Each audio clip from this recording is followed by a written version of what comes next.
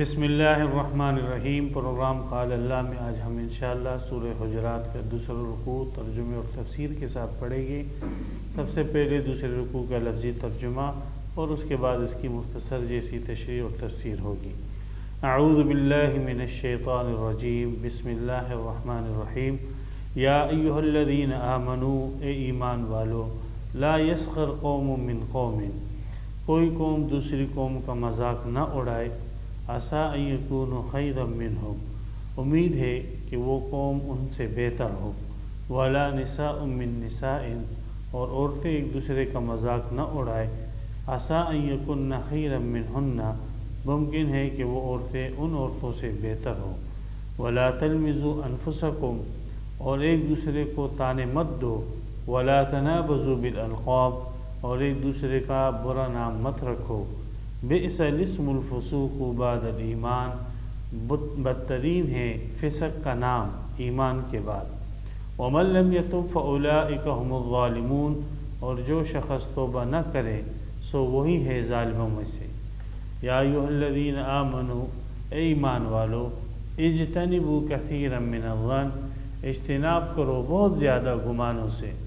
ان بعض الظن اثم، بے شک بعض گمان گناہ ہے۔ ولا تجسسوا، اور تجسس نہ کرو، جاسوسی نہ کرو۔ ولا یغتب بعضکم بعضا، اور تم میں سے بعض کی غیبت بھی نہ کریں۔ ایحب احدکم ان یأکل لحم اخیہ میتا، کیا تم میں سے کوئی یہ پسند کرتا ہے کہ اپنے مرے ہوئے بھائی کا گوشت کھائے؟ فکرہتموہ، پس تمہیں وہ ناگوار لگے گا۔ واتقوا اللہ، اور اللہ سے ڈرتے رہو۔ ان اللہ تواب الرحیم، بے شک اللہ توبہ قبول کرنے والے رحم کرنے والے ہیں۔ یا ایھا الناس، اے لوگو، انا خلقناکم من ذکر و انثی، ہم نے تمہیں پیدا کیا ہے ایک مرد اور ایک عورت سے۔ وجعلناکم شعوبا، اور ہم نے بنایا تمہیں قومیں، وقبائل، اور قبیلے، لتعارفوا، تاکہ تم ایک دوسرے کو پہچانو۔ ان اکرمکم عند اللہ اتقاکم، بے شک تم میں سب سے معزز اللہ کے نزدیک وہ ہے جو تم میں سب سے زیادہ پرہیزگار ہو۔ ان اللہ علیم خبیر، بے شک اللہ جاننے والے باخبر ہے۔ قالت الاعراب آمنا، دیہاتیوں نے کہا ہم ایمان لائے ہیں۔ قل، کہہ دیجئے، لم تؤمنوا، تم ایمان نہیں لائے، ولکن قولوا اسلمنا، ہاں لیکن کہو کہ ہم تابعدار ہوئے ہیں۔ ولما يدخل الایمان فی قلوبکم، اور ابھی تک داخل نہیں ہوا ہے ایمان تمہارے دلوں میں۔ وَإِن تُطِيعُوا اللَّهَ وَرَسُولَهُ، اور اگر تم اطاعت کرو اللہ کی اور اس کے رسول کی، لا يَلِدْكُم مِّنْ أَعْمَالِكُمْ شَيْئًا، تو کم نہ کرے گا وہ اللہ تمہارے اعمال میں سے کچھ بھی۔ ان اللہ غفور الرحیم، بے شک اللہ بخشنے والا رحم کرنے والا ہے۔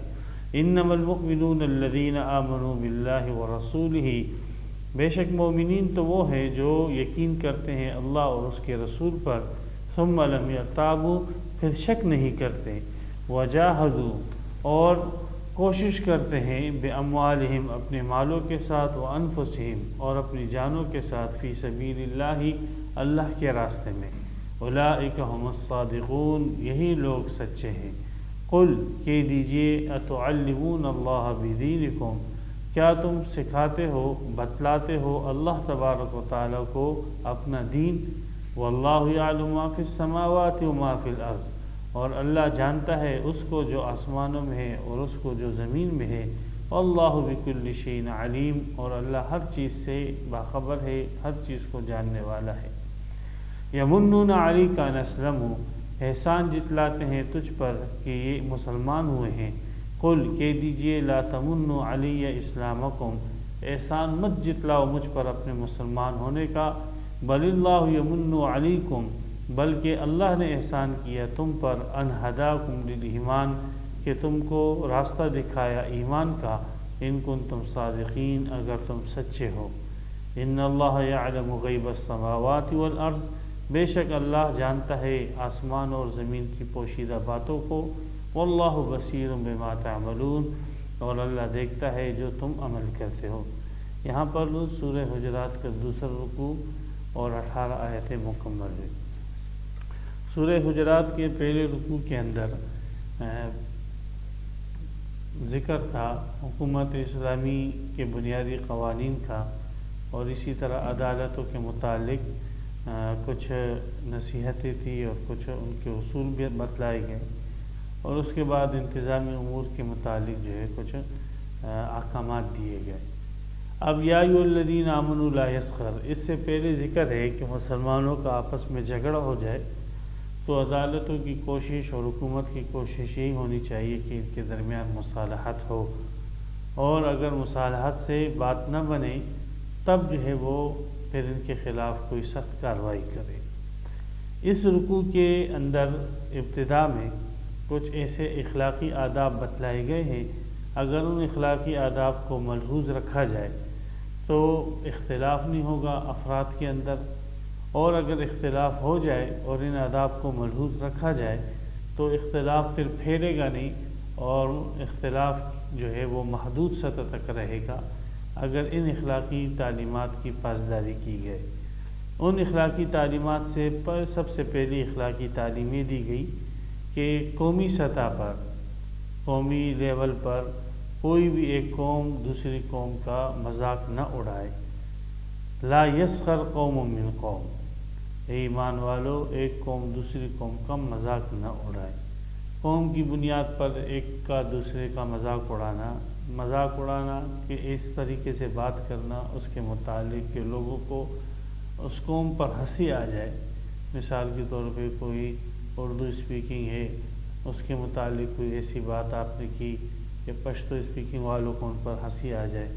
یا کوئی پنجابی اسپیکنگ والا ہے اور اس کے متعلق کوئی ایسی بات کی کہ جس کے اوپر جو ہے دوسری قوم والوں کو ہنسی آ جائے، تو اس طریقے سے قومی سطح پر قوم کی بنیاد پر، زبان کی بنیاد پر ایک دوسرے کا مذاق اڑانا یہ حرام ہے، جائز نہیں ہے، اور یہاں ہی سے فتنے اور فساد کی بنیاد شروع ہوتی ہے۔ عسیٰ ان یکونوا خیرا منہم، امید ہے، ممکن ہے کہ جس قوم کا آپ مذاق اڑا رہے ہو اور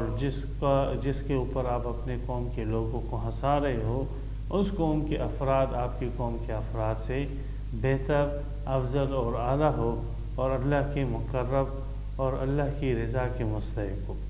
تو لہذا سب سے پہلے نصیحت تو یہ کی کہ ایک قوم دوسری قوم کا مذاق نہ اڑائے۔ پھر یہ قوم کے ہٹ کر اس سے نچلے سطح پر افراد کی صورت میں بھی کہا کہ افراد بھی ایک دوسرے کا مذاق نہ اڑائے۔ افراد میں خاص کر عورتوں کو متعین کیا، فرمایا وَلَا نِسَاءٌ مِّن نِسَاءٍ، کوئی ایک عورت دوسری عورت کا، کوئی بھی عورتیں دوسری عورتوں کا مذاق نہ اڑائے۔ ویسے تو مرد بھی جو ہے ایک دوسرے کا مذاق اڑائے، یہ بھی ممنوع ہے، جائز نہیں ہے، حرام ہے، لیکن خاص کر عورتوں کو یہاں پر اس لیے متعین کیا گیا ہے کہ عورتیں جو ایک دوسرے کا مذاق اڑاتی ہیں تو اس کی بنیاد وہ بغض اور حسد ہوتی ہے، بخلاف مردوں کے کہ اگر وہ ایک مرد دوسرے مرد کا مذاق اڑاتا ہے تو وہاں پر وہ خوش طبعی ہوتی ہے یا گپ شپ ہوتی ہے، لیکن بہرحال یہ اچھی چیز نہیں ہے۔ بعض مرتبہ اس قسم کی باتیں فساد کا باعث بنتی ہے، تو اس وجہ سے عورتوں کو خاص کر جو ہے یہاں پر ذکر کیا گیا کہ عورتیں، افراد کی سطح پر عورتیں جو ہے وہ ایک دوسرے کا مذاق نہ اڑائے، ایک دوسرے کے ساتھ تمسخر نہ کریں، اس لیے کہ اس سے شر اور فساد بنتا ہے، اور وہ شر اور فساد جو ہے وہ گھروں سے آگے بڑھ کر خاندانوں تک، پھر خاندانوں سے آگے بڑھ کر پورے معاشرے تک، پھر معاشرے میں آگے بڑھ کر پورے حکومت اور ملکوں تک پھیل جاتا ہے۔ عسیٰ ان یکن خیرا منہن، ممکن ہے کہ جن عورتوں کا مذاق اڑایا جا رہا ہے وہ بہتر ہو ان عورتوں سے کہ جو مذاق اڑانے والی ہیں۔ تو پہلی نصیحت تو یہ ہوگی کہ قومی سطح پر بھی، زبان کی سطح پر بھی کوئی پوری قوم ایک دوسرے قوم کا مذاق نہ اڑائے، اور افراد کی سطح پر بھی ایک فرد دوسرے فرد کا مذاق نہ اڑائے، اور خاص کر عورتیں اس بات کا خصوصی خیال رکھیں۔ دوسری اخلاقی نصیحت یہ ہے وَلَا تَلْمِزُوا أَنفُسَكُمْ، لمز کہتے ہیں کسی کے عیب کو بیان کرنا اور کسی کے عیب پر اس کو طعنہ دینا، تو یہاں پر دوسری اخلاقی نصیحت یہ دی ہے کہ کسی کو بھی آپ طعنہ مت دو۔ تلمزوا انفسکم، کسی کو طعنہ دینے کے لیے یہاں پر قرآن مجید میں جو جملہ استعمال ہوا ہے اس کا لفظی ترجمہ ہے کہ اپنے آپ کو طعنہ مت دو۔ تو گویا یہاں پر اس تعبیر کو جو اختیار کیا گیا ہے اس حکم کے بیان کرنے کے لیے کہ دوسرے کو طعنہ نہ دو، اس کو بیان کرنے کے لیے جو تعبیر یہاں پر اختیار کی گئی ہے کہ اپنے آپ کو طعنہ نہ دو، تو گویا کہ اگر کوئی شخص کسی اپنے مسلمان بھائی کو کسی بات پر طعنہ دے رہا ہے تو در حقیقت وہ اپنے آپ کو طعنہ دے رہا ہے۔ کسی مسلمان بھائی کا عیب بتلا رہا ہے تو وہ اپنے آپ کا عیب بتلا رہا ہے، اس لیے کہ آپ علیہ السلام نے فرمایا المؤمن للمؤمن کالجسد الواحد، ایک مسلمان دوسرے مسلمان کے لیے ایک ہی جسم کی طرح ہے۔ تو ولا تلمزوا انفسکم، یہ دوسری نصیحت کہ کسی کو آپ طعنہ نہ دو، کسی کے اندر عیب ہے تو اس کے عیب کو آپ بیان نہ کرو۔ اگر وہ عیب جو ہے اس کی شخصی ذات تک محدود ہے تو بس اس کے اوپر جو ہے پردہ ڈالو۔ نبی اکرم صلی اللہ علیہ وسلم کی تعلیمات ہے، آپ علیہ السلام نے فرمایا من ستر مسلما سترہ اللہ علیہ یوم القیامہ، جو شخص کسی مسلمان کے عیب اس کے گناہ پر جو ہے وہ پردہ ڈالتا ہے، اس کی پردہ پوشی کرتا ہے، اللہ تبارک و تعالی جو ہے وہ اس کے گناہ پر اور اس کے عیب پر قیامت کے دن پردہ ڈالے گا۔ اور جو شخص کسی مسلمان کے پیچھے پڑ جاتا ہے تاکہ اس کا کوئی عیب معلوم ہو مجھے اور لوگوں کے سامنے اس کو میں ذلیل اور رسوا کروں، تو اللہ تبارک و تعالیٰ اس قسم کے آدمی کے پیچھے اللہ پڑ جاتے ہیں، اور پھر اللہ جس کے پیچھے پڑ جائے تو وہ جہاں کہیں پر بھی ہو وہ رسوا ہو کر دیتا ہے۔ تو اس لیے اگر کسی کے اندر آپ نے عیب دیکھا اور وہ عیب ایسا ہے جو اس کی شخصیت تک محدود ہے، اس کی اپنی ذات تک محدود ہے، اس کے برے اثرات اور اس کے برے عواقب جو ہے اس کی ذات کو پہنچ رہے ہیں، تو ایسی صورت میں حکم یہ ہے کہ ایسے شخص کا عیب چھپایا جائے۔ ہاں اگر اس کا وہ عیب ایسا ہے کہ اس کے اثرات متعدی ہیں، اس کے اثرات جو ہے وہ صرف اس کی ذات تک محدود نہیں ہیں بلکہ اس کے اثرات جو ہے وہ پورے خاندان اور دیگر افراد اور پورے معاشرے تک وہ اثرات پہنچ سکتے ہیں، تو پھر اس کے عیب کے اوپر پردہ ڈالنا یہ ایک اخلاقی جرم ہو جائے گا، ایک قانونی جرم ہوگا، ایک معاشرتی جرم ہوگا۔ مثال کے طور پہ کوئی شخص جو ہے وہ اپنی بہن بیٹی کی کسی کے ساتھ شادی کرانا چاہتا ہے اور وہ آپ سے پوچھتا ہے اس شخص کے متعلق، اور آپ کو اس شخص کے متعلق معلوم ہے کہ یہ ایسا شخص ہے جو کہ نشہ کرتا ہے، ایسا شخص ہے جو کسی خرابی کے اندر مبتلا ہے، ایسی خرابی کی جس خرابی کے ساتھ گھر آباد نہیں ہوتے ہیں، تو آپ کو اوپر لازم ہوگا کہ المستشار مؤتمن، کہ آپ جو ہے اس کے اس عیب کو اس آدمی کے سامنے بیان کریں تاکہ اس کے لیے فیصلہ کرنا وہ آسان ہو۔ اسی طریقے سے اگر کوئی شخص وہ اس قسم کی خرابی میں مبتلا ہے کہ جو کسی منصب پر فائز ہے، حکومتی منصب پر فائز ہے اور اپنی ڈیوٹی اچھے انداز سے نہیں کرتا، یا اس کے اوپر رشوت لیتا ہے، یا اور کسی قسم کی خرابی کے اندر مبتلا ہے اور اپنے منصب کے ساتھ خیانت کرتا ہے، تو نبی اکرم صلی اللہ علیہ وسلم نے فرمایا من کتم خائنا فہو مثلہ، جس شخص نے کسی خائن کی پردہ پوشی کی اور اس کے عیب کو چھپایا تو وہ بھی اسی کی مثل خائن ہے۔ تو بہرحال عیب بیان نہ کیے جائیں، ایسے عیوبات جو کہ شخصی ہو، جو ذات تک محدود ہو، ہاں ایسے عیوبات جس کا اثر قوم تک، دیگر افراد تک پہنچتا ہے، تو ایسے عیوبات کو جو ہے وہ ظاہر کیا جائے۔ وَلَا تَلْمِزُوا أَنفُسَكُمْ، فرمایا اپنے مومن بھائی کو عیب نہ لگاؤ یا طعنہ نہ دو۔ اپنے مومن بھائی کو لفظ کے دوسرے معنی طعنہ دینا، کہ کسی کو طعنہ دینا، تو طعنہ دینے سے اصلاح نہیں ہوتی ہے۔ اگر آپ نے دیکھا کہ کسی مسلمان بھائی میں کوئی خرابی ہے تو آپ اس کو اگر طعنہ دیتے ہو تو طعنہ دینے سے وہ ڈھیٹ بن جائے گا اور اس جرم کے اوپر اور زیادہ مضبوط اور پختہ ہو جائے گا۔ تو محبت سے اس کو جو ہے سمجھایا جائے اور پیار کے ساتھ اور شفقت کے ساتھ اور آخرت کی باتیں کر کے اس کے دل کو نرم کر کے اس کو اس جرم سے اور اس گناہ سے روکا جائے۔ اور اگر اس کے برعکس اس کو طعنے دیے گئے تو ایک تو اس کے دل میں آپ کا بغض آئے گا اور وہ فساد کا باعث بنے گا، اور دوسرا یہ ہے کہ وہ گناہ چھوڑنے کے بجائے اور اس کے اوپر جم جائے گا۔ تو اس لیے فرمایا وَلَا تَلْمِزُوا أَنفُسَكُمْ، کسی کو طعنے نہ دو، کسی کا عیب جو ہے کسی کو عیب نہ لگاؤ۔ وَلَا تَنَابَزُوا بِالْأَلْقَابِ، تیسرا حکم اخلاقیات میں سے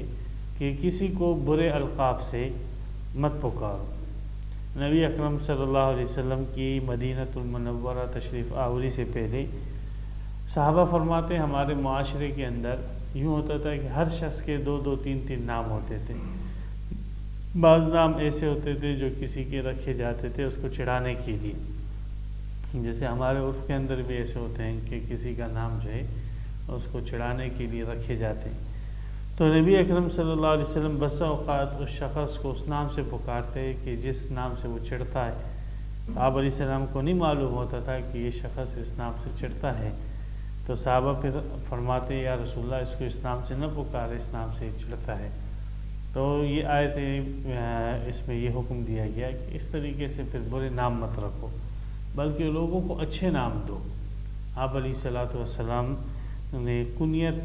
کا جو عربوں کے اندر ایک رواج تھا اس کو عام کیا، حتیٰ کہ جن کے بچے نہیں تھے ان کو بھی کسی نہ کسی اچھے عنوانات کے ساتھ جو ہے آپ علیہ السلام نے کنیتیں دی۔ تو کنیت جو ہے وہ اچھے القاب ہے، اچھے القاب سے جو ہے لوگوں کو یاد کرو، لوگوں کو اچھے القاب دو۔ اگر آپ کسی کو اچھا لقب دے کر پکارو گے، آٹومیٹکلی انسان ہے تو وہ آپ کے اچھے لقب دینے سے جو ہے اس کا دل آپ کے لیے نرم ہوگا اور اس کے دل میں آپ کے لیے عزت اور احترام پیدا ہوگی۔ اور اسلام کی تعلیمات کا تقاضا یہی ہے اور اس کا مطالبہ یہی ہے اور اس کا مقصد یہی ہے کہ انسانوں کے لیے ایک دوسرے کے دلوں میں اچھے جذبات ہو، محبت ہو، احترام ہو۔ اس لیے جب بھی کسی سے ملاقات ہو تو اس کو اچھے القاب سے اور اس قسم کے القاب سے اس کو پکارو کہ جن القاب سے وہ خوش ہوتا ہو۔ نبی اکرم صلی اللہ علیہ وسلم نے اپنے صحابہ کو اچھے القاب دیے۔ ابو بکر صدیق کو عتیق اللہ من النار کا لقب دیا، عتیق کا، اور صدیق کا۔ عمر کو جو ہے فاروق کا لقب دیا، خالد بن ولید کو سیف اللہ کا لقب دیا۔ اس قسم کے اور بہت سارے صحابہ کرام کے جس کو آپ علیہ السلام نے متعدد القابات دیے، اور آپ جب ان کو اس نام سے پکارتے تھے تو ان کے اور جو ہے حوصلے بلند ہوتے تھے اور ان کے دل میں نبی اکرم صلی اللہ علیہ وسلم کی محبت اور زیادہ بڑھ جاتی تھی۔ تو اس لیے محبتوں کو پیدا کرنے کا طریقہ یہ ہے کہ آپس میں ایک دوسرے کو برے القاب سے یاد نہ کرو، بلکہ اس کے برعکس اچھے القاب ایک دوسرے کو دو اور اس سے ایک دوسرے کو پکارو۔ تو یہ تین چیزیں ہو گئی، تین یہاں پر اخلاقی احکامات ہو گئے۔ چوتھا حکم، بئس الاسم الفسوق بعد الایمان، برا ہے فسق کا نام ایمان کے بعد۔ اس جملے کا ایک مطلب تو مفسرین نے یہ بتلایا کہ اگر آپ جو ہے کسی قوم کا مذاق اڑاؤ گے یا کسی قوم کی عیوبات بیان کرو گے اور یا کسی شخص کو جو ہے آپ طعنہ دو گے یا آپ کسی کو برے القاب سے یاد کرو گے تو اس سے آپ پھر مومن نہیں رہو گے، بلکہ آپ بن جاؤ گے فاسق مومن۔ اور یہ بری بات ہے کہ آپ کے نام کے ساتھ جو ہے فاسق ایڈ ہو جائے، آپ کے نام کے ساتھ جو ہے فاسق کا اضافہ ہو جائے۔ آپ کا نام تو مومن تھا، آپ کا نام تو مسلم تھا، اب آپ نے جب یہ کام کیے تو اب آپ کا نام جو ہے صرف مومن نہ رہا بلکہ آپ کا نام فاسق مومن بن گیا، فاسق مسلم بن گیا۔ تو اپنے آپ کو مومن قرار دینے کے بعد اپنے لیے فاسق کا ٹائٹل حاصل کرنا اور مسلم ہونے کے بعد اپنے لیے فاسق کا لقب لے لینا، ان اعمال کے ذریعے سے یہ کتنی بری بات ہے اور کتنا جو ہے نکما کام ہے اور کتنی گھٹیا حرکت ہے۔ تو ایک تو اس آیت کا مطلب یہ بیان کیا گیا ہے بئس الاسم الفسوق بعد الایمان، کہ برا ہے فسق کا نام ایمان کے بعد۔ آپ تو مومن ہو، اب مومن کے ساتھ فاسق آپ کا نام بن جائے تو یہ بات جو ہے بری ہے، بدتر ہے۔ دوسرا معنی اس آیت کے جس کا یہ بیان کیا گیا ہے کہ ایک شخص ہے، اس نے توبہ کر دی، ٹھیک ہے وہ گناہ گار تھا، بدکار تھا، شرابی تھا، سودی تھا، جو بھی تھا، کسی گناہ میں مبتلا تھا، اب اس نے وہ گناہ سے توبہ کر دی ہے اور اچھی زندگی وہ گزار رہا ہے۔ اب آپ اس کو سابقہ گناہ کے ساتھ متصف کر کے اور سابقہ گناہ کے ساتھ اس کا نام لے کر اس کو یاد کرتے ہو اور اس کا تذکرہ کرتے ہو، تو فرمایا کہ ایک شخص کو اب وہ مومن ہو چکا ہے، اب آپ اس کو فاسق کا نام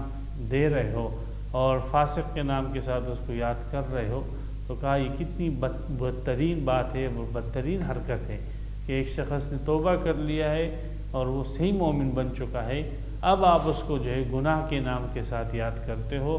فسق اور فجور کے زمانے کے نام سے آپ اس کو یاد کرتے ہو، تو یہ حرکت جو ہے یہ انتہائی ناشائستہ حرکت ہے، انتہائی غیر اخلاقی حرکت ہے کہ انسان کو اس کے توبہ کیے ہوئے گناہ سے پھر جو ہے اس کو یاد کرنا اور اس کا وہ جرم اور وہ گناہ جو سابقہ تھا وہ اس کو یاد دلانا۔ نبی اکرم صلی اللہ علیہ وسلم کی ایک حدیث بھی ہے ترمذی شریف میں،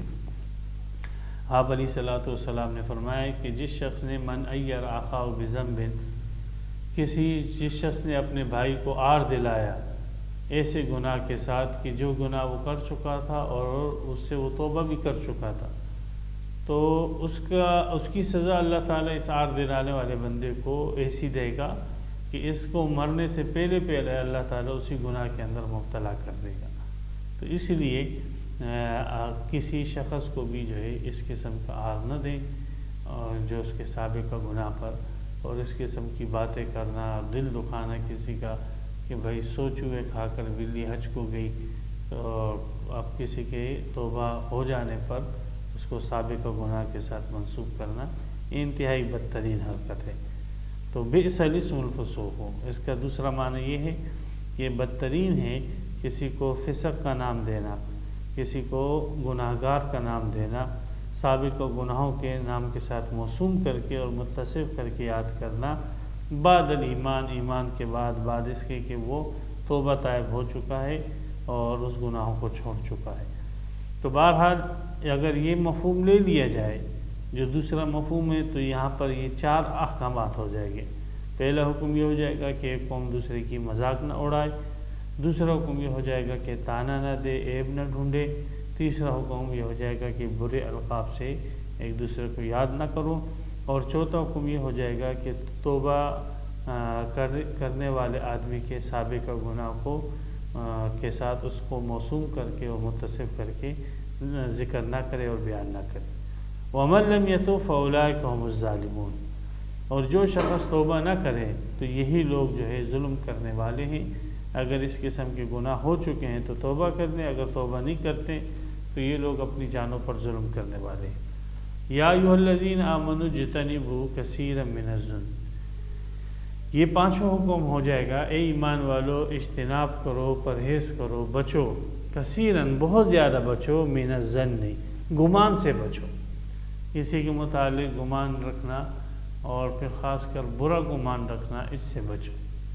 اسی کے متعلق اچھا گمان رکھنا یہ تو اچھی بات ہے، لیکن کسی کے متعلق برا گمان رکھنا یہ بری بات ہے۔ ایک روایت میں آتا ہے ظن المؤمنین خیرا، اہل ایمان کے متعلق اچھا ہی گمان رکھا کرو، اور مسلمانوں کے متعلق جو بھی گمان ہو وہ اچھا گمان رکھا کرو، اس کے عمل کو کوشش کیا کرو اچھائی پر عمل کرنے کی، نہ کہ برائی پر عمل کرنے کی۔ حضرت عائشہ رضی اللہ تعالیٰ عنہ فرماتی ہے کہ نبی اکرم صلی اللہ علیہ وسلم سے میں نے پوچھا، یا رسول اللہ، یہ ہمارے پاس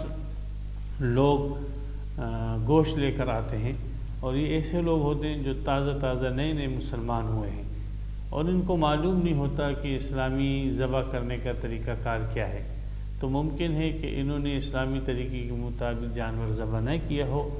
اور وہ غیر شرعی طریقے پر جانور ذبح کیا ہو، اور وہ گوشت جو ہے وہ مردار کا گوشت ہو۔ تو آپ علیہ الصلوۃ والسلام نے فرمایا، عائشہ وہ مسلمان ہیں تو ان کے ساتھ ہمیں یہی حسن ظن رکھنا چاہیے کہ انہوں نے اسلامی طریقے پر ہی ذبح کیا ہوگا۔ آپ بسم اللہ پڑھیں، اور بسم اللہ پڑھ کر جو ہے اللہ کا نام لے کر اس کو کھائیں، اور اس قسم کی بدگمانی سے اپنے آپ کو بچائیں۔ تو اے ایمان والو اجتنبوا کثیرا من الظن، اجتناب کرے بہت زیادہ، من الظن گمان سے، اور گمان سے مراد یہاں پر بدگمانی ہے، الف لام عہدی ہے۔ ان بعض الظن اسم، بے شک بعض گمان وہ گناہ ہے، اس لیے کہ بعض گمان کسی کے متعلق اچھا گمان رکھنا یہ تو اچھی بات ہے، ہاں برے گمان جو ہے وہ گناہ ہے۔ برے گمانوں کے اندر ایک گمان تو وہ ہے جو کوئی شخص اللہ کے متعلق رکھتا ہے۔ اگر اللہ کے متعلق کوئی شخص برا گمان رکھتا ہے تو ایسا شخص سب سے بڑا گناہ گار ہے۔ اللہ کے متعلق انسان کو ہمیشہ اچھا گمان رکھنا چاہیے، اور کہ اگر نیک اعمال کرے تو یہ گمان رکھے کہ اللہ مجھے میرے اس عمل کو قبول کرے گا، اور اگر گناہ ہو چکا ہے توبہ کرے اور یہ امید رکھے اللہ تعالیٰ سے، اور یہ گمان رکھے کہ اللہ میری توبہ کو قبول کرے گا، اور دیگر معاملات کے اندر بھی دعا مانگے تو یہ گمان رکھے کہ اللہ تعالیٰ میری دعاؤں کو قبول کرے گا، اور جو کچھ میں نے مانگا ہے وہ اللہ تعالیٰ ادا فرمائے گا۔ بخاری شریف کی حدیث ہے، نبی اکرم صلی اللہ علیہ وسلم نے فرمایا کہ اللہ تعالیٰ فرماتے ہیں انا عند ظن عبدی بی، بندہ جیسا میرے متعلق گمان کرتا ہے میں ویسے ہی اس کے ساتھ پیش آتا ہوں۔ اس لیے بدگمانی کرنا اللہ کے ساتھ ہی حرام ہے، جائز نہیں ہے۔ مسلمان کو چاہیے کہ اللہ تعالیٰ کے متعلق اچھا گمان رکھے، اسی طرح ایک دوسرے مسلمان کے متعلق بھی وہ چاہیے ان کو اچھا گمان رکھے۔ اگر آپ کو کوئی مسلمان کسی ایسی جگہ پہ نظر آتا ہے جو اس کے شایان نشان اور مناسب نہیں ہے تو بھی آپ اس کے عمل کی تعویل کریں اور اس کو کہیں، اپنے آپ کو یہ اطمینان دلائیں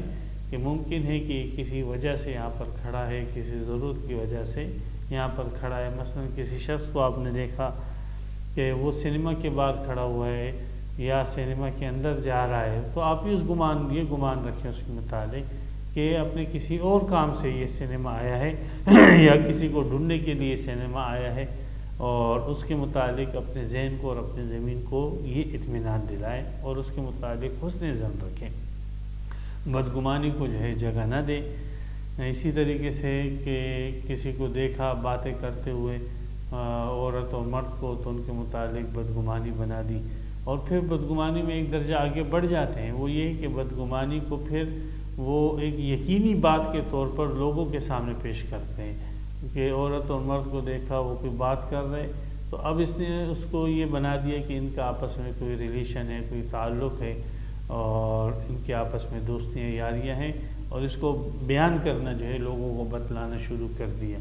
تو اس لیے آپ علیہ الصلوۃ والسلام نے فرمایا جھوٹ تو جھوٹ ہوتا ہے، لیکن اکذب الحدیث، سب سے بڑا جھوٹ وہ ہے کہ جس کی بنیاد بدگمانی پر ہو۔ بدگمانی کے ذریعے سے آپ کے ذہن نے ایک بات بنائی، پھر آپ اس کو لوگوں کے سامنے بیان کر رہے ہو، تو وہ جھوٹ تو ہے، لیکن پھر وہ عام جھوٹ نہیں، بلکہ وہ عام جھوٹ سے بھی بڑھ کر جو ہے وہ جھوٹ ہے کہ اس کی بنیاد بدگمانی کے اوپر ہے۔ ان الظن اکذب الحدیث، آپ علیہ الصلوۃ والسلام نے فرمایا۔ تو فرمایا بدگمانی سے اپنے آپ کو بچاؤ، بے شک بعض بدگمانی جو ہے وہ، بے شک بعض گمان جو ہے وہ گناہ ہے، اور وہ بعض گمان جو گناہ ہے وہ بدگمانیاں ہیں۔ یہ تو ایک پہلو ہوا، اور لوگوں کو حکم یہ دیا جا رہا ہے کہ آپ نے بدگمانی نہیں کر رہی ہیں۔ دوسرا پہلو یہ ہے کہ دوسری طرف مسلمانوں کو یہ تعلیم دی گئی ہے کہ آپ اپنے آپ کو بدگمانی کی جگہ پر کھڑا مت کریں،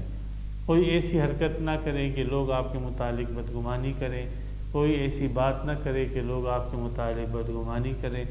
کوئی ایسا فعل نہ کرے کہ لوگ آپ کے متعلق بدگمانی کریں۔ خود آپ اس بات کا اہتمام کریں کہ آپ کے متعلق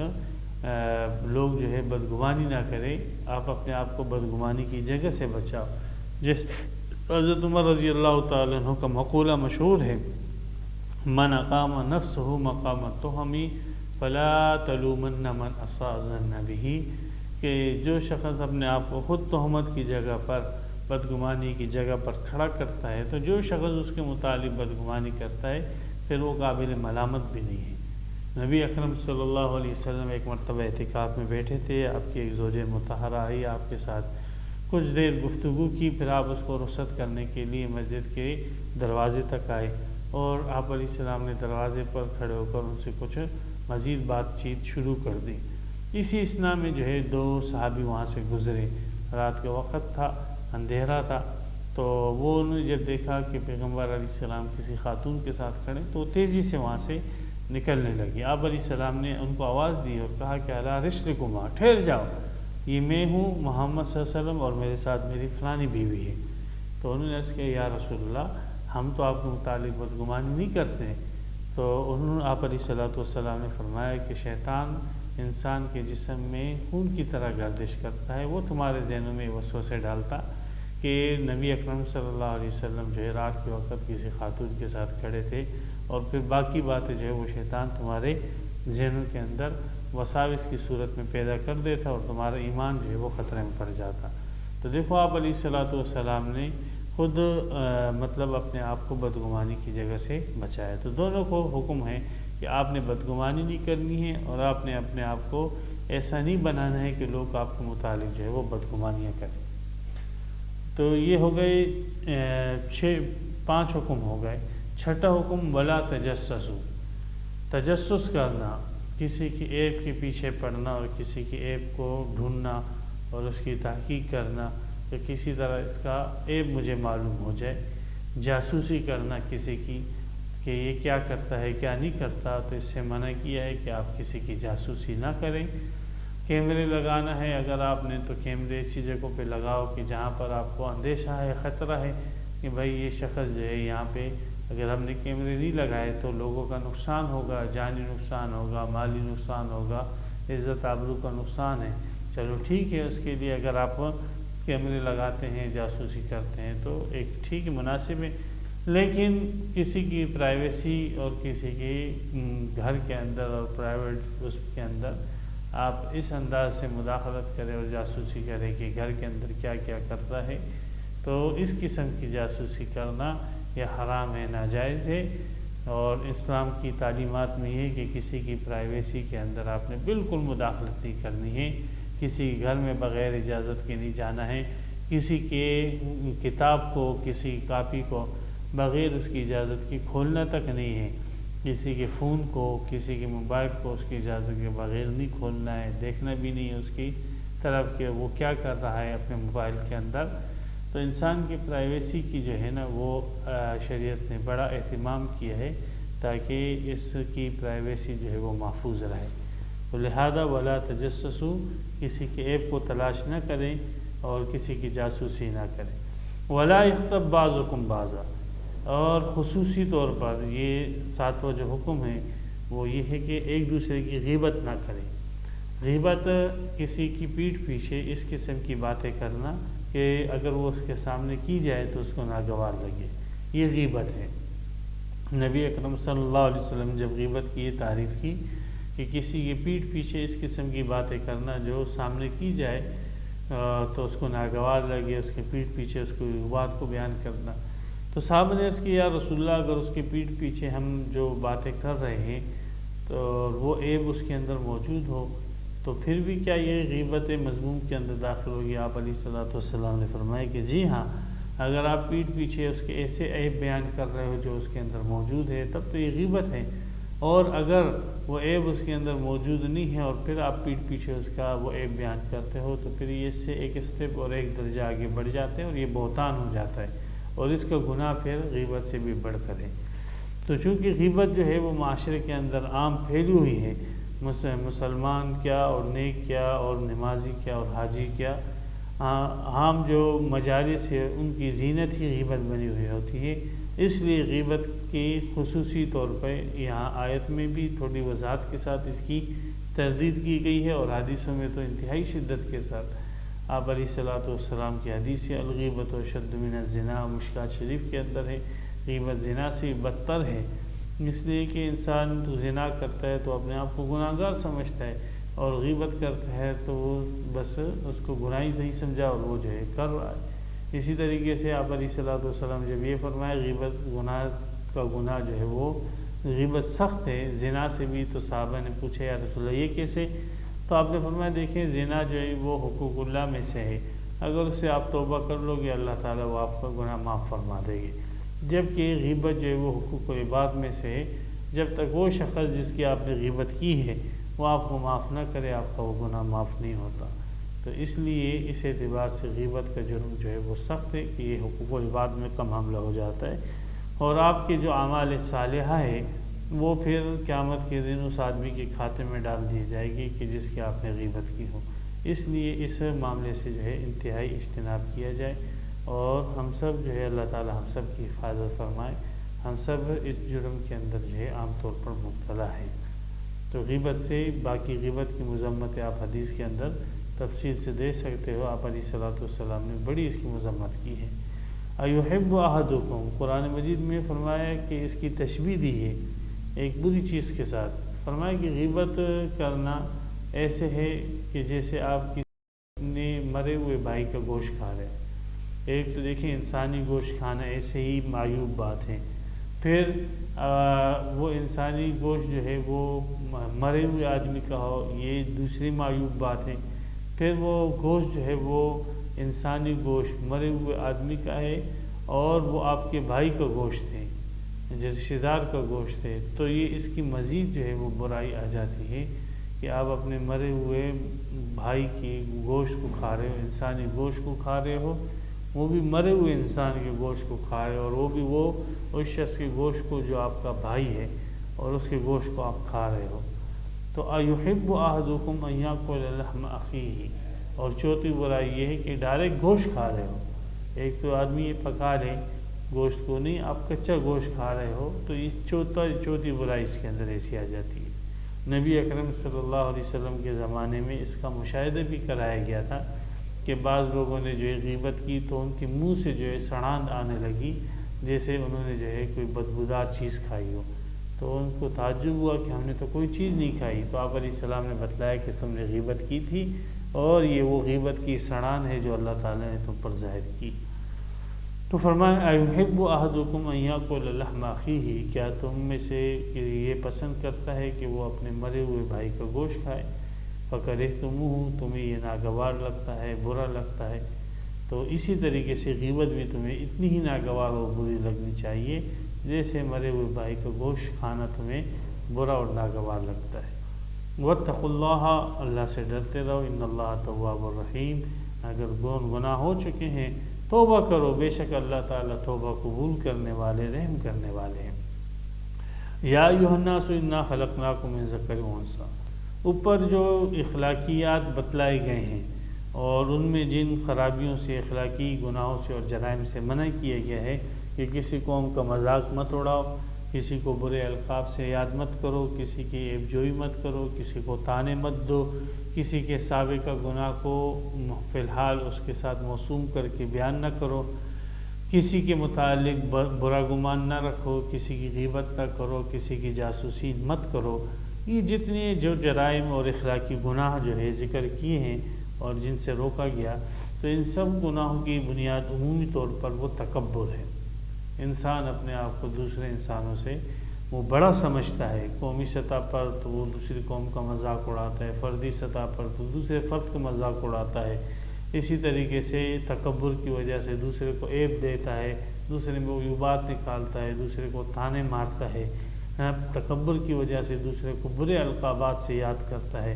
تکبر کی وجہ سے لوگوں کے متعلق برا گمان رکھتا ہے اور ان کی غیبتیں کرتا ہے۔ تو بیسک اور بنیاد ان تمام برائیوں کی جو جڑ ہے، اللہ تعالیٰ بتلا رہے کہ وہ تکبر اور غرور ہے۔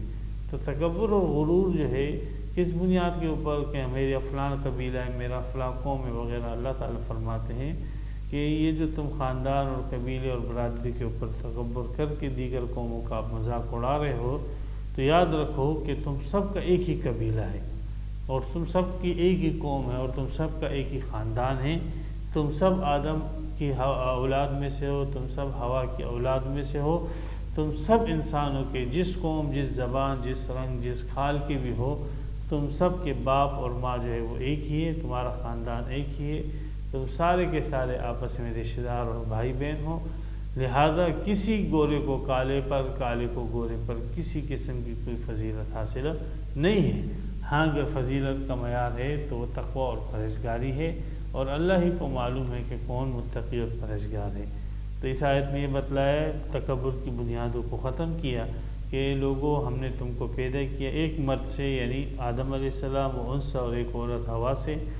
وجعلناکم شعوبا، اور ہم نے پھر یہ جو تمہاری تقسیم کی ہے قوموں کے اندر، شعوب کی جمع، شعوب کہتے ہیں جب بہت سارے خاندان جمع ہو جاتے ہیں تو ان سے قوم بن جاتی ہے، اور شعوب کہتے ہیں بہت سارے خاندانوں کا ایک ایسا مجموعہ جو کسی اصل میں متفق ہو،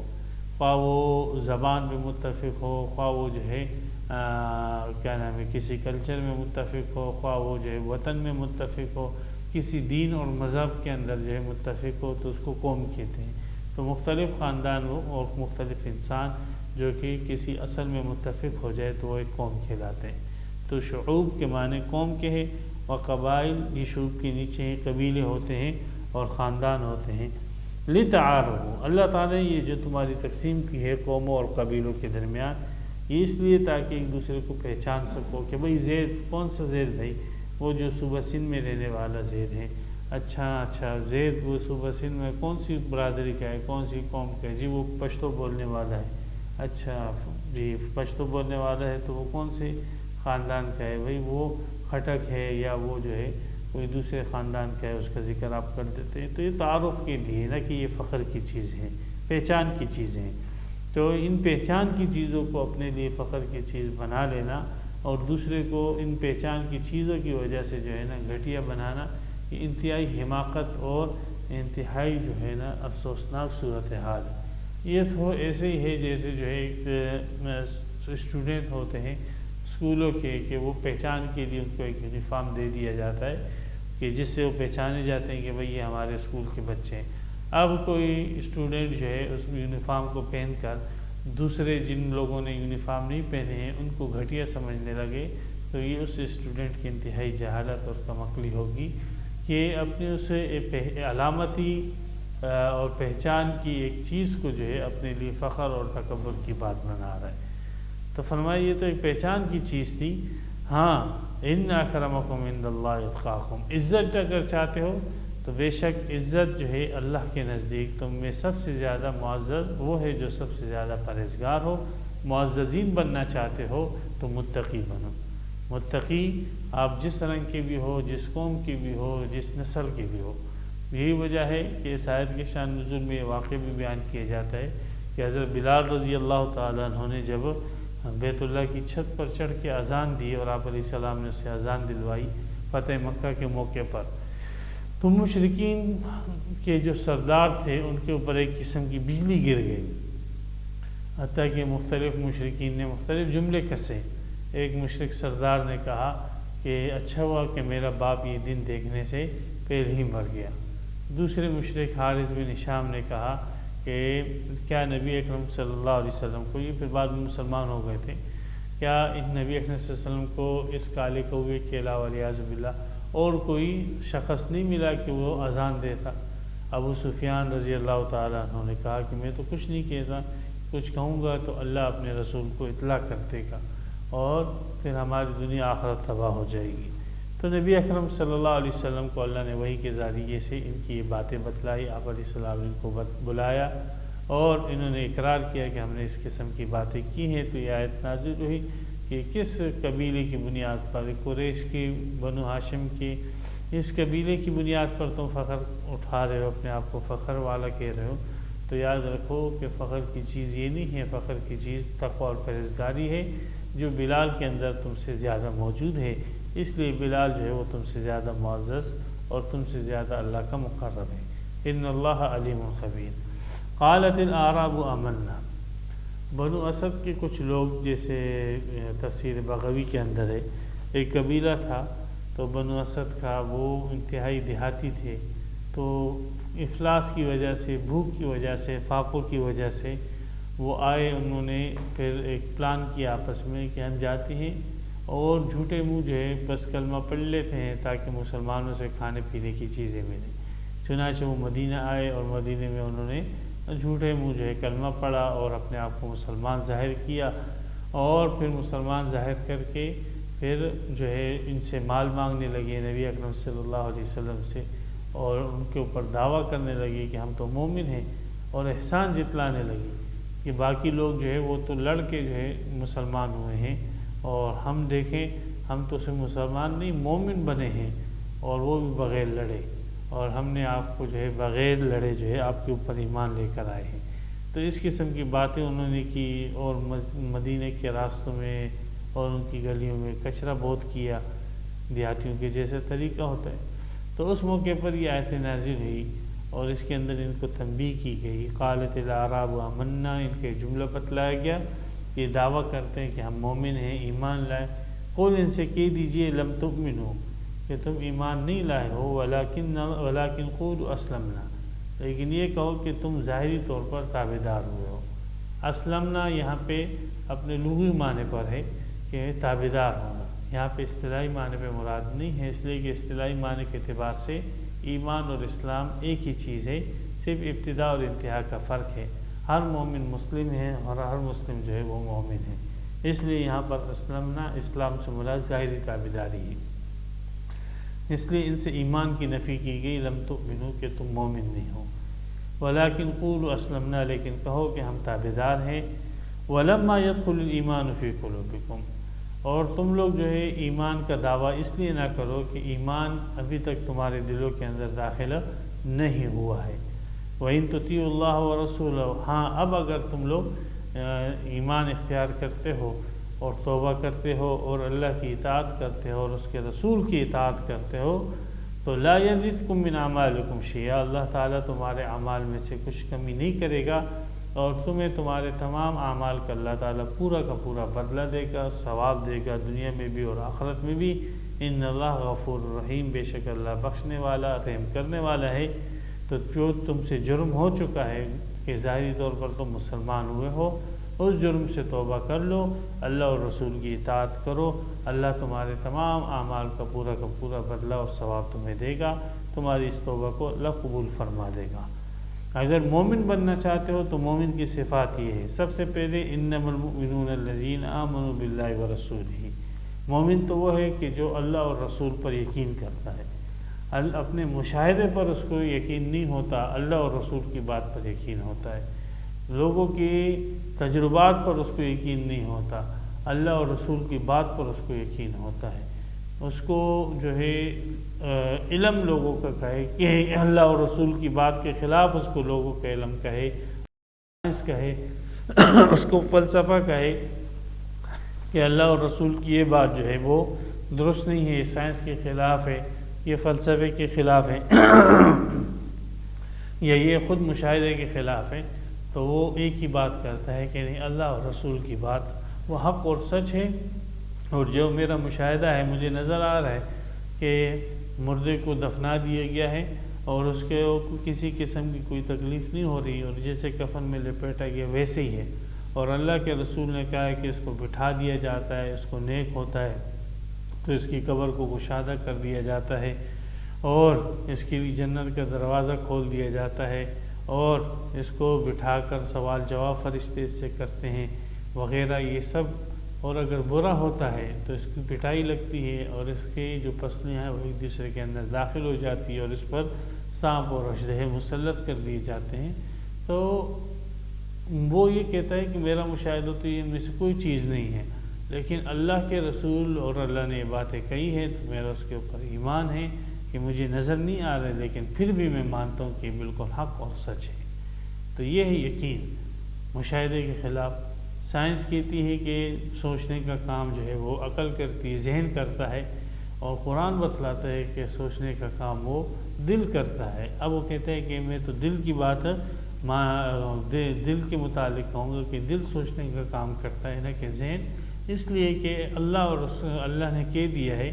کہ دل کا کام جو ہے وہ سوچنے کا ہے نہ کہ ذہن کا۔ اب وہ سائنس کہتی رہے کہ ذہن کا کام ہے سوچنے کا، دل کا نہیں ہے، لیکن میں اللہ کی بات کو لیتا ہوں اس لیے کہ اللہ سے بڑھ کر کوئی سائنس کو جاننے والا نہیں ہے، وہی تو خالق کریٹر ہے، سب چیزوں کا پیدا کرنے والا ہے۔ انسان کو جتنا اللہ تعالیٰ جانتا ہے،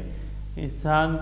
اللہ تعالیٰ کی پیدا کردہ مخلوق ہے، تو جب اللہ نے اس کے متعلق یہ جو ہے بتلا دیا ہے کہ وہ اس کے سوچنے کا کام اس کا دل کرتا ہے تو بس بات ہی ختم ہو گئی، پھر زید عمر بکر وغیرہ کی بات اس کی کیا حیثیت رہ جاتی ہے؟ اس کی کوئی حیثیت نہیں ہے، کسی سائنس کی کسی بات کی کوئی حیثیت نہیں رہتی ہے اللہ اور رسول کی باتوں کے مقابلے میں۔ اور ان لوگوں کی باتیں کیا ہے، وہ تو ایک دوسرے سے انہوں نے جو ہے بس انہوں نے دوسرے انسانوں کی باتیں سنی ہوئی ہوتی ہے۔ انسان سے سیکھ رہا ہے، انسان ایک دوسرے انسان سے سیکھ رہا ہے، وہ اس انسان کی بات کو جو ہے وہ کہہ رہے کہ نہیں، اس انسان نے بس یہ کہہ دیا ہے کہ ذہن کام کر، تم انسانوں کی باتیں تو مان رہے ہو اور اس انسانوں کو تم سب سے بڑا سائنسدان سمجھ کر ان کی باتوں کو تو تم مان رہے ہو اور اللہ کی بات کو نہیں مان رہے ہو کہ جو اللہ نے کہا ہے اس کی بات میں تعبیر کر رہے ہو اور انسانی کی باتوں کو لے رہے ہو، تو یہ مومن کا کام نہیں ہے۔ مومن کا کام یہ ہے کہ مشاہدہ ہو اس کے خلاف اور سائنس ہو اس کے خلاف، فلسفہ اور اللہ اور رسول کی بات کے خلاف تو ان سب کو جو ٹھوکر لگائے اور اللہ اور رسول کی بات کے اوپر مضبوط اور پختہ کھڑا رہے۔ تو پہلی صفت مومن بننے کے لیے ہے کہ اللہ اور رسول کے اوپر اس کو یقین ہو، ثم لم یرتاب۔ دوسری صفت یہ کہ پھر شک میں نہ پڑے کہ یوں ہے کہ کسی نے کچھ کہہ دیا تو بس اللہ اور رسول کی بات پہ اس کا یقین متزلزل ہوا، ایسے نہ ہو، بلکہ یقین ایسا پختہ یقین ہو کہ جتنے بھی اس کے خلاف اس کو بات کر دی جائے اس کا یقین جو ہے اس میں کمی نہ آئے۔ تیسرے نمبر پر وہ اس کا ثبوت بھی رہے، وَجَاهَدُوا بِأَمْوَالِهِمْ وَأَنفُسِهِمْ فِي سَبِيلِ اللَّهِ، اللہ کے دین پر، سبیل اللہ کے دین پر، اسلام کے اوپر اپنا جان بھی لگائے اور اپنا مال بھی لگائے۔ تو یہ جب یہ تین صفات ہوگی جس شخص کے اندر، اولئک هم الصادقون، یہی لوگ دعوی ایمان کے اندر سچے ہیں۔ قل اتعلمون اللہ بدینکم، یہ لوگ آئے تھے بنو اسد والے اور کہنے لگے کہ ہم مومن ہیں، ہم مومن ہیں، ہم مومن ہیں۔ اللہ جانتا تھا کہ یہ مومن نہیں ہے، وما ہم بمؤمنین ولم یؤمنوا۔ تو اللہ تعالیٰ فرماتے ہیں کیا تم اللہ کو بتلا رہے ہو اپنا دین؟ یعنی اللہ تو یہ جانتا ہے کہ تمہارے اندر ایمان نہیں ہے اور تم بتلا رہے ہو کہ نہیں ہمارے اندر ایمان ہے۔ تو اللہ تعالیٰ جو ہے وہ تمہاری باتوں سے زیادہ تمہارے ایمان کو جانتا ہے، اور اللہ نے خبر دی ہے کہ تمہارے دلوں میں ایمان نہیں ہے۔ اللہ کا علم تو اتنا وسیع ہے کہ وہ آسمانوں اور زمینوں کی باتوں کو جانتا ہے، بلکہ مختصر یہ کہا جا سکتا ہے واللہ بکل شیء علیم، کہ اللہ تو ہر چیز کو جانتا ہے۔ پھر اس سے بھی ایک قدم آگے بنو اسد والوں نے یہ کیا کہ آپ پر احسان جتلا رہے ہیں کہ ہم دیکھیں بغیر لڑے جو ہے وہ تابعدار ہو گئے، مسلمان ہو گئے، ایمان لے کر آ گئے۔ تو اللہ تبارک و تعالیٰ نے فرمایا کہ احسان محمد صلی اللہ علیہ وسلم پر مت جتلاؤ اور احسان ہم پر مت جتلاؤ، بلکہ یہ اللہ کا تم پر احسان ہے کہ اللہ نے تم کو جو ہے محمد صلی اللہ علیہ وسلم جیسی ہدایت عطا فرمائی، قرآن جیسی ہدایت عطا فرمائی، اور ایمان کا راستہ اللہ نے تمہیں بتلایا۔ یہ اللہ کا تم پر احسان ہے، نہ کہ تمہارا جو ہے